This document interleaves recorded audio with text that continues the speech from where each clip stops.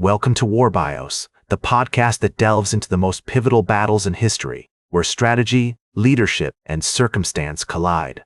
Today, we're going to explore one of the most significant and brutal conflicts of the Renaissance era, the Battle of Flodden. This clash of arms, which took place on September 9, 1513, would prove to be a watershed moment in the history of Scotland and England, a battle that would etch its name into the annals of military history with the blood of thousands.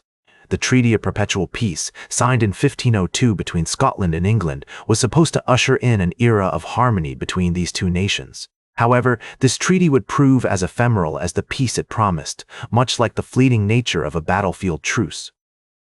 Tensions simmered just below the surface, waiting for the spark that would ignite them into full-blown conflict. That spark came in the form of Scottish King James IV's obligations to France under the Old Alliance, a centuries-old pact that required Scotland to support its French allies in times of war. When France, under the ambitious and aggressive Louis XIII, found itself at odds with England, Scotland was drawn into the fray like a pawn on a grand chessboard. The conflict began to take shape as James IV prepared for battle, bolstered by his belief in chivalry and the righteousness of his cause. This sense of honor and duty would drive him to make decisions that would ultimately seal the fate of his army. Meanwhile, across the border, Henry VIII of England was fortifying his defenses and assembling an army under the command of Thomas Howard, Earl of Surrey. Surrey, a seasoned veteran with a reputation for tactical genius, would prove to be more than a match for the valorous but strategically naive James IV. As the summer of 1513 wore on, James IV's army marched towards England, intent on relieving the English siege of the French-held city of Therouanne and upholding Scotland's honor. The Scottish forces, largely composed of Highlanders and nobles, were a formidable sight to behold, armed with pikes, swords, and the traditional Scottish broadsword. However, their tactics were rooted in medieval chivalry, emphasizing individual valor over cohesive strategy, a flaw that Surrey was keenly aware of and intended to exploit. The march towards England was marked by a series of skirmishes and minor battles, each side probing the other's defenses without committing to full-scale combat. It was during this period of maneuvering that the seeds of Flodden were sown, as James IV made critical decisions regarding the disposition of his forces and the choice of battlefield. These choices, driven by a combination of strategic considerations and personal honor, would ultimately seal the fate of the Scottish army. By early September 1513, both armies had converged on the rolling hills and marshy grounds near the village of Branxton in Northumberland, England. The air was heavy with anticipation and the smell of wet earth and metal as two nations prepared to clash in a battle that would decide their futures. As the two armies faced off near Branxton on September 9, 1513, the atmosphere was electric with tension, like the moment before a thunderstorm breaks. The Scottish forces, arrayed in their traditional schiltron formations, presented a formidable sight, with their long pikes and broadswords at the ready, resembling a bristling forest of steel and determination. James IV, resplendent in his armor, rode among his troops, exhorting them to valor and honor, his words carried away by the wind as he invoked the spirits of Scottish bravery and the memory of past glories. Meanwhile, Surrey's English army, bolstered by its experience and tactical discipline, formed up into more flexible and responsive units designed to exploit the weaknesses of the Scottish formations. The English troops, largely composed of billmen and men-at-arms, moved with a practiced ease, their movements choreographed by months of training and battle-hardened instincts. As they took position, the earthy smell of damp soil and the rustle of leaves beneath their feet served as a reminder that this was a battlefield where only the strongest would emerge victorious. The battle began with a series of skirmishes between the English artillery and the Scottish schiltrons, as the former attempted to weaken the latter with cannon fire. The boom of cannons echoed through the landscape, sending shockwaves through the ground as stone balls whizzed past the Scottish formations, seeking to shatter their resolve and disrupt their cohesion.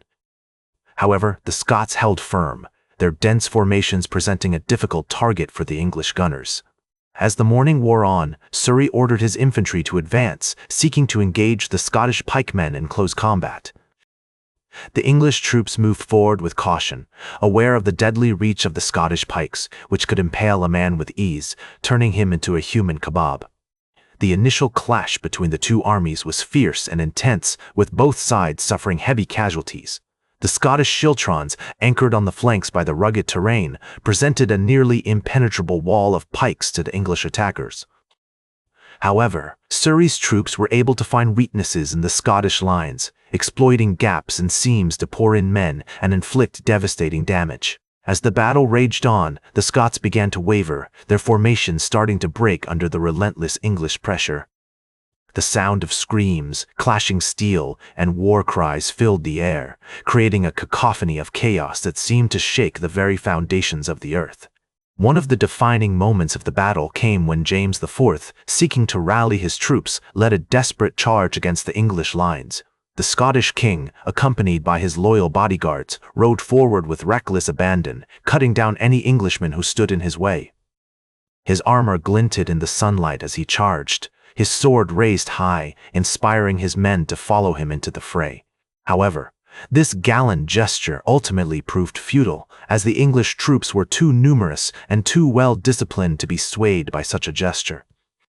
As the Scottish king fell, the remaining Scottish troops began to flee in disarray, their schiltrons broken and their morale shattered like fragile glass on the unforgiving stone of the battlefield. The English army, sensing victory within their grasp, pressed their advantage with ruthless efficiency, cutting down any Scots who stood in their way with a ferocity that seemed almost palpable.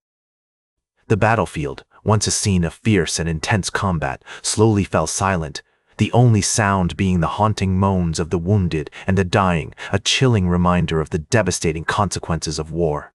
In the aftermath of the battle, Surrey's troops set about tending to their wounded and burying their dead with a somber reverence, their faces etched with exhaustion and grief. The English had suffered significant losses, with estimates suggesting that over 1,500 men had been killed or wounded, their bodies strewn across the blood-soaked landscape like fallen leaves on an autumnal breeze. However, the Scottish losses were far greater, with some estimates suggesting that as many as 9,000 Scots had been slain, their lives cut short in a maelstrom of steel and gunfire. The scale of the Scottish defeat was staggering, and it would take years for the country to recover from the loss of so many men, its people left to pick up the pieces of a shattered nation. As news of the battle spread like wildfire across the countryside, the English monarch, Henry VIII, was overjoyed at the victory, his face flushed with triumph. He saw the Battle of Flodden as a significant triumph, one that would cement his reputation as a great military leader and justify his claims to dominance over Scotland. In the years that followed, Henry would use the victory at Flodden to exert pressure on the Scottish monarchy, seeking to bring it under English control with a calculated ruthlessness that would leave no stone unturned.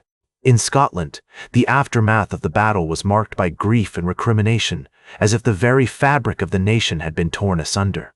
The death of James IV was a devastating blow, a loss felt deeply by his people, who mourned the passing of their beloved king with tears and lamentations. The Scottish nobles, who had been instrumental in urging James to go to war, were widely criticized for their role in the disaster, their names becoming synonymous with recklessness and folly. Many Scots blamed the nobles for the defeat, arguing that they had recklessly pushed the country into a war that it was not prepared to fight, their actions driven by hubris and ambition rather than wisdom and prudence. That's all for today's War Bios. Remember to like, share, and subscribe, and until next time, I'm General Biography reminding you to keep marching toward victory.